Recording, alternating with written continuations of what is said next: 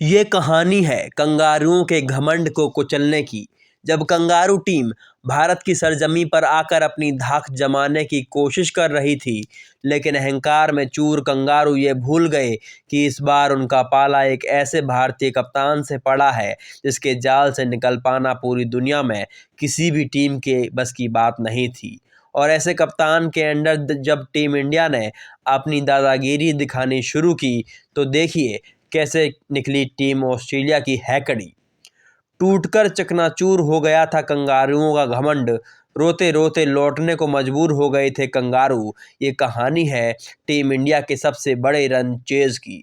साल 2013 में team Australia 7 one day मैचों की सीरीज खेलने के लिए भारत आई थी, जहां पहले वनडे में कंगारुओं ने भारत को 72 रनों से मात दी थी।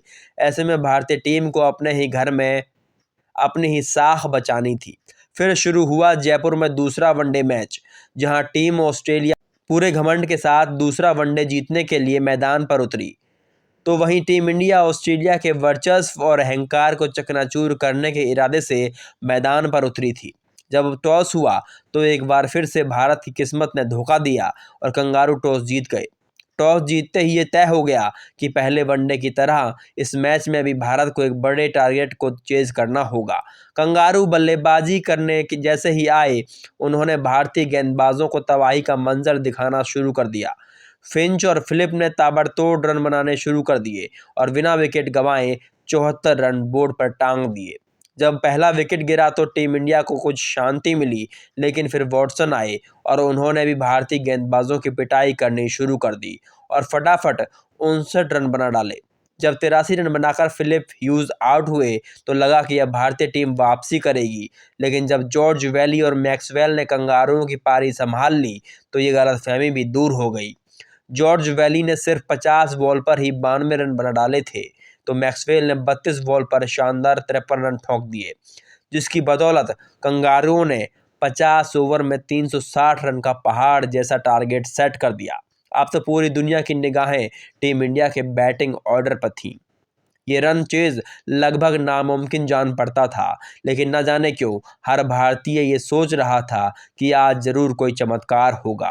पर टीम ऑस्ट्रेलिया तो मन ही मन मैच जीता हुआ मानकर चल रही थी। कंगारुओं को एहसास था कि भारतीय टीम इतनी आसानी से हार तो नहीं मानेगी, लेकिन टारगेट तक तो बिल्कुल नहीं पहुंच सकती। ये भी उन्हें भ्रम था, और इसमें गलती ऑस्ट्रेलिया की नहीं थी। इससे पहले इतिहास में कभी ऐसा हुआ भी तो नहीं था। भारत ने ऑस्ट्रेलिया को दिए गए इतने बड़े टारगेट को चेज कर भारत ने ऑस्ट्रेलिया के दिए गए इतने बड़े टारगेट को चेज कर लिया हो, ऐसा कभी नहीं हुआ था। लेकिन अब वक्त आ चुका था इतिहास को बदलने का, और इसी सोच के साथ हिटमैन रोहित शर्मा, पंजाबी गबरू शेर शिखर धवन के साथ पारी की शुरुआत करने मैदान पर पहुंच गए। सामने बड़ा टारगेट था, इसलिए ज़रूरत थी तेज शुरुआत की। रोहित शर्मा ने पहली बॉल से ही चौकों की बरसात शुरू कर दी, जिसे जारी रखा अगले ओवर में गब्बर ने भी। और फिर वो हुआ जो ऑस्ट्रेलिया ने कभी सोचा भी नहीं था। दोनों छोर से कंगारू गेंदबाजों की पिटाई चालू हो गई। चौकों की बरसात हो रही थी और देखते ही देखते बिना विकेट गंवाए टीम इंडिया ने शुरुआती 10 ओवरों में 70 रन बोर्ड पर टांग दिए। टीम इंडिया को इस बड़े टारगेट को अचीव करने के लिए जिस धमाकेदार शुरुआत की ज़रूरत थी, वो अब मिल चुकी थी। जयपुर का वो मैदान बैक टू बैक चौकों और छक्कों से नहा रहा था। कंगारुओं को समझ में आ चुका था कि भारत को ये मैच हराना अब इतना भी आसान काम नहीं है, क्योंकि हिटमैन पूरी ताकत से बॉल को हवा में उड़ाकर छक्के बटोर रहे थे। देखते ही देखते रोहित का 50 पूरा हो गया। कहते हैं ना, खरबूजे को देखकर खरबूजा भी रंग बदलता है, तो धवन भी कहाँ पीछे रहने वाले थे। उन्होंने भी अपनी पारी तेजी से आगे बढ़ाई और अपनी 50 जल्दी ही पूरी कर ली। रोहित और धवन को बैटिंग करते देख ऐसा लग रहा था मानो दोनों ड्रेसिंग रूम में से शर्त लगाकर मैदान पर उतरे हों कि देखते हैं सबसे ज़्यादा बाउंड्री आज कौन मारेगा। दोनों बल्लेबाज इस कदम से कदम मिलाकर कंगारुओं के धागे भिगो भिगो कर खोलने लगे। 20 ओवरों का खेल खत्म हुआ और बोर्ड पर 140 रन जुड़ गए थे, और अभी तक सभी 10 के 10 विकेट टीम इंडिया के हाथ में थे। एक तरफ तो हिटमैन ने हिट लगाकर जयपुर के मैदान पर हीट बढ़ा रहे थे, तो वहीं दूसरी तरफ गब्बर भी कंगारुओं के साथ खिलवाड़ कर रहे थे। ऐसा लग रहा था कि धवन रोहित से पहले शतक पूरा कर लेंगे, लेकिन अफसोस 95 के स्कोर पर वो कॉट बिहाइंड हो गए। गब्बर को आउट कर कंगारू ऐसे नाच रहे थे मानो उन्होंने तो मैच ही जीत लिया हो। लेकिन तब रोहित शर्मा का साथ निभाने के लिए मैदान पर उतरे किंग कोहली, और जब कोहली ने अपने हाथ खोलने शुरू किए तो कंगारुओं को अपनी किस्मत पर रोना आने लगा। कंगारू कप्तान के जहन में ये ख्याल आया होगा कि इससे तो अच्छा था हम गब्बर को आउट ही ना करते, कम से कम कोहली के कहर से तो रक्षा होती। शेन वॉटसन की कोहली ने सबसे ज़्यादा वाट लगाई और 2 बॉल पर 2 छक्के जड़कर उन्हें सिर झुकाने पर मजबूर कर दिया। उस ओवर में वॉटसन ने इतने रन लुटाए थे कि अगर उनका बस चलता तो कोहली को कहकर मैदान के बाहर भेज देते, पर ये नामुमकिन सा था। पर वॉटसन करते भी तो क्या, उनका पाला पहली बार किंग कोहली से जो पड़ा था।